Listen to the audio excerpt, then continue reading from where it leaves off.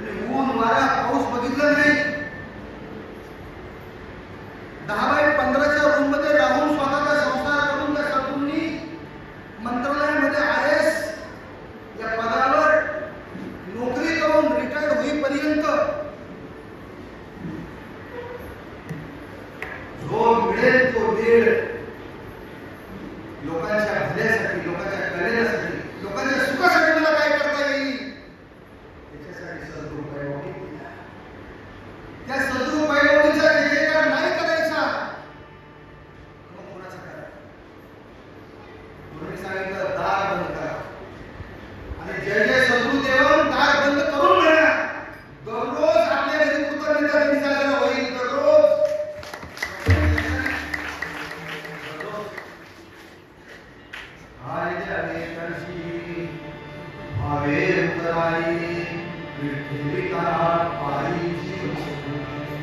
काय द्यावं मंडळी? तर त्यांना काय द्यायचं नसेल ना, त्यांच्या चरणावर जर फुलं समर्पितच करायची असतील तर ती फुलं आपल्या हातात सजवून दिलेली आहेत. विश्व प्रार्थना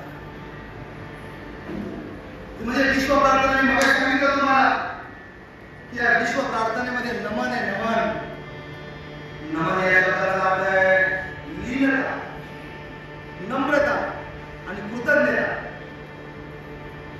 15 मिनिटं राहिले. लीनता, नम्रता आणि कृतज्ञता. कोणाच्या संबंधी असली पाहिजे लीनता? कोणाच्या संबंधी असली पाहिजे नम्रता? आणि कोणाच्या संबंधी असली पाहिजे कृतज्ञता? कोणाच्या? देवाच्या संबंधी. देवाच्या संबंधी काय दिलं देवाने आपल्याला? डोळ्यांनी बघतो ध्वनी परशो कानी कधी चालतो, जिभेने रस चाखतो बघती वाचे आम्ही बोलतो, हाताने कौसाळ काम करीतो विश्रांती घ्यावया. देखो तो बसके तिरों उतरतो ईश्वराची दया, ईश्वराची दया. लीनता, नम्रता, कृतज्ञता कोणाच्या प्रती असली पाहिजे? ज्याने आम्हाला डोळे दिले, ज्याने आम्हाला कान दिले, ज्याने आम्हाला जीभ दिली, ज्याने आम्हाला मुख दिले, ज्याने आम्हाला पाय दिले. सारे शरीर कोणाची असते? कोण बोलते हरिवीर, कोण बोलते हरिवीर. देखवी ऐकवी नारायण अंतराचे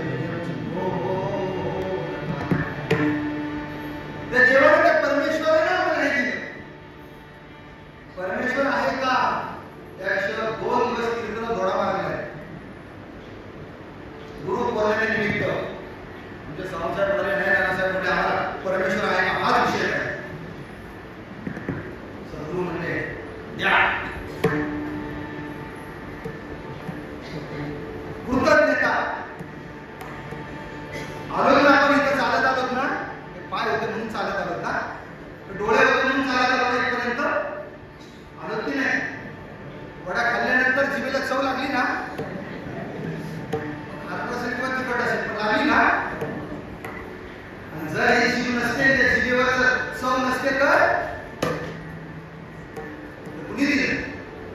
देवाने दिले. आणि म्हणून ऐसा तो समर्थ ब्रह्मांडाचा स्वामी. हो, ऐसा तो समर्थ ब्रह्मांडाचा स्वामी. हे जाणून काय शरण आहे.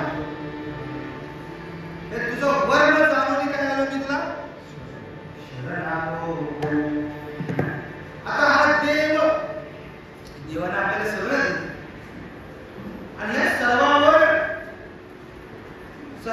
कळस म्हणजे आपल्याला बुद्धी दिली. बुद्धी हे वैभव दिलं.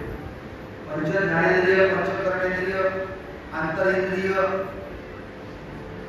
कल्पना शक्ती, भावना शक्ती, इच्छा शक्ती, वासना शक्ती, आदेश शक्ती भरपूर काय दिलं.